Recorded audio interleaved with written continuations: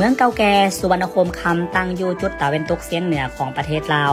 คือห่างจากเมืองห้วยทรายแขวงบ่อแก้วไปทางทิศตะวันตกประมาณ40กิโลเมตรทางอากาศหรือ60กิโลเมตรทางน้ำในขอบเขตบ้านดอนธาตุเมืองต้นพึ่งห่างจากเทศบาลเมืองต้นพึ่งประมาณ5กิโลเมตรและระยะทางจากบ้านดอนธาตุเข้าสู่เมืองสุวรรณคมคำแม่น3กิโลเมตรเว้าได้ว่าสถานที่ที่มีความสะดวกสบายในการเดินทางเข้าถึงตามตำนานของประเทศศรีลังกาท่านฝรั่งเศสกาเย่ได้เขียนไว้ในปึ้มการสำรวจแม่น้ำของท่านในศตวรรษที่19ได้ว่าเมืองเก่าสุวรรณคมคำแม่นก่อตั้งโดยสวนศาสตร์ล้าวไตได้ปรากฏตัวขึ้นในศตวรรษที่5ของคริสตศักราชหลายกว่า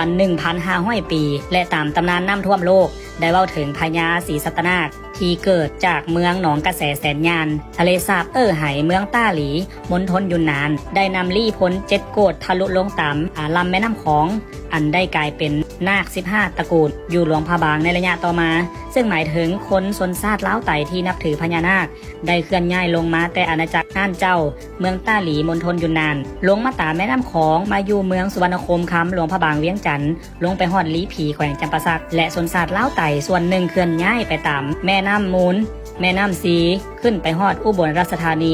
101ขอนแก่นโคราชส่วนหนึ่งของชนชาติล้าวไตเคลื่อนย้ายไปทางเชียงแสนเชียงรายและอยุธยาเชียงใหม่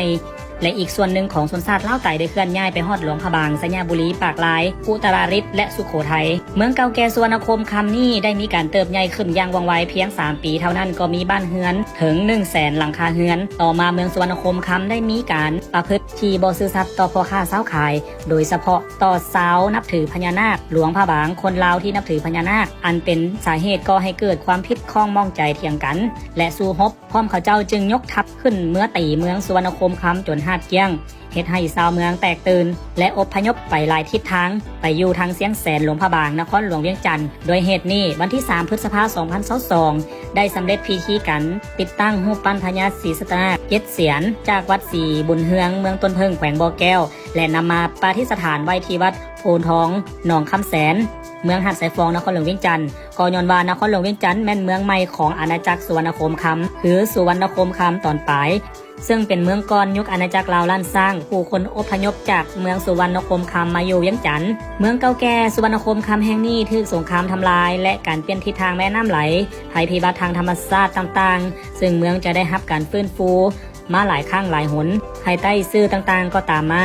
แต่สุดท้ายก็กลายมาเป็นสภาพนครห้างที่เหลือเพียงแต่ห้องหอยปะไว้ซึ่งพบว่ามี14บูหานสถานที่ก่อสร้างด้วยอิฐและปะทายอันเป็นพุทธสิมมาพระธาตุพระพุทธรูปน้ำสร้างและอื่นๆที่คงเหลือจากการปุ้นจี้สมบัติแต่สิ่งที่ทรงความงดงามสง่าตลอดกาลในสมัยก่อนนั้นได้แก่พระพุทธองค์ปางสมาธิเป็นพระพุทธรูปองค์ใหญ่ที่มีหน้าตักกว้าง 7.10 เมตรสูง 7.22 เมตรบ่นับยอดเกศบ่าแต่ละข้าง 1.10 เมตรด้านข้างแต่กระโปงหาเข้า 3.6 เมตรซึ่งนับว่าเป็นพระพุทธรูปองค์หนึ่งที่ใหญ่ที่สุดในประเทศลาวและในย่านอาซีอาคเนย์นอกนั้นเมืองเก่าสุวรรณคมคำก็ยังมีปูชนียสถานที่คงเหลืออยู่จำนวนหนึ่งในสมัยเจ้าสยามเศรษฐาธิราชซึ่งพระองค์ได้ให้การสถาปนาบูรณะให้เป็นนครที่สวยสดงดงามตามฝั่งแม่น้ำของและต่อมาก็ได้ถูกพังทลายลงโดยการฮุกคานของกองทัพพม่าลงเหลือไว้เพียงแต่ห้องหอยประวัติศาสตร์ให้แก่คนหุ้นหลังมาฮอดวันที่11เดือนมีนาคม